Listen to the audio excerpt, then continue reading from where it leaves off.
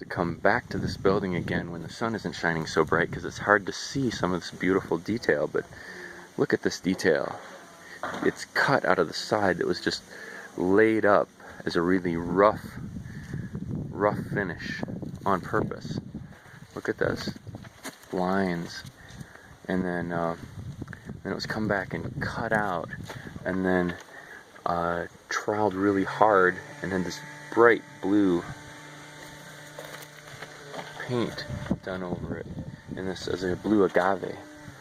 It's just amazing finish on that. And then inside of this building, this is a rush thatch over lashed poles. Looks like it's not quite finished with enough layers of thatch, because you can still see through to the blue tarp. But if I step inside, very low, very beautiful building.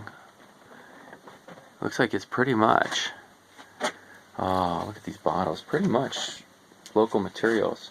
There's some lime in here though, and these bottles, and lovely square ridge beam, squared off anyway. Look at the carving on this.